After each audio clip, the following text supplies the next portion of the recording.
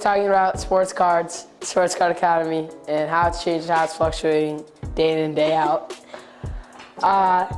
So, Ara, talk to me about what historical events have caused booms or crashes in the sports card market. I feel like Prism and like Panini's like adding more like case hits to their thing, and like Donruss, like there's more downtowns, and just like it's easier to get like better pulls, and it's not as rare. I think another one is like COVID. Like COVID really changed the market, and it really fluctuated it. It was really resurgence, and I think a lot of people are saying it's crashing right now, and I think we're just falling back into normality. You know what I mean? I agree. I think that people are also grading their cards more and trying to get better cards by grading them, and it's not as rare, and it's just not worth as much nowadays. For example, Victor Wembanyama. Yeah, Victor Wembanyama. Already the 15th most graded player of all time. Yeah. His cards are just going down. And that's why he's injured. So That's why guys like Jerry Rice, those cards stay the same because not enough people. I mean, like in '84, you weren't gonna pull a Jerry Rice and send him to get graded. Yeah, you just keep it. And that's same thing with MJ. That's why those are so rare to get. So rare to get 10s. Yeah.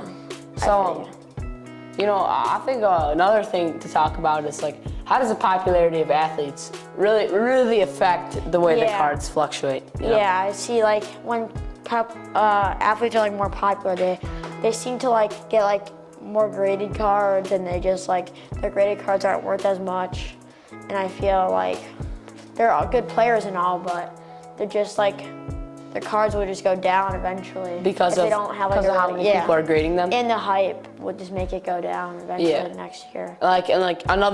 Another example, we're talking a little bit more about Black Finite 1-of-1s, and I think that ties into this how the popularity of certain players. Yeah. The other day, I was looking online and found an Amir Smith-Marset Black Finite 1-of-1 for $400. He's an unknown guy.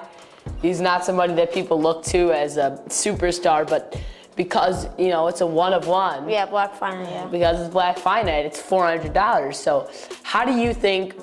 Do you think that those are good investments down the road? No. And explain to me why. I think that just that player, he's just gonna go down.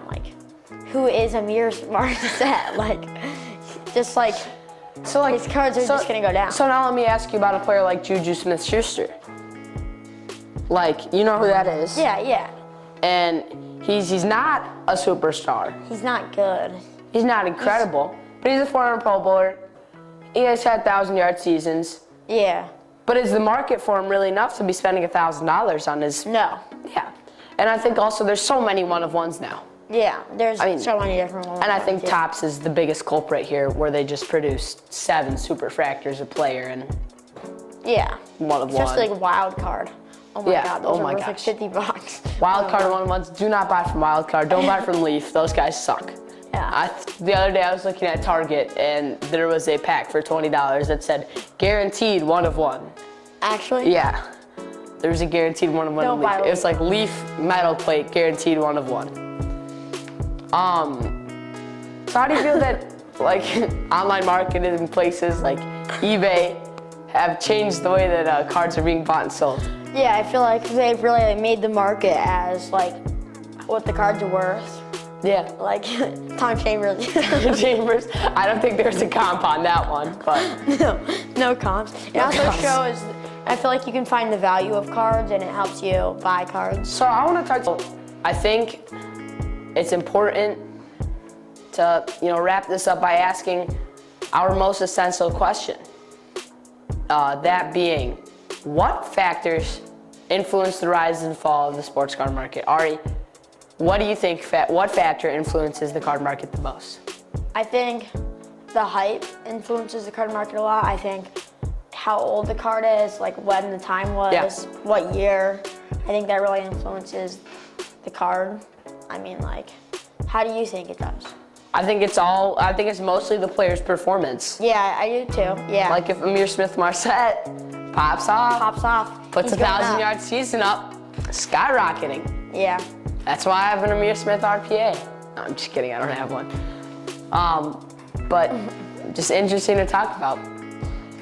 So what factors influence the rise and fall of the sports card market? I think we covered a lot of them.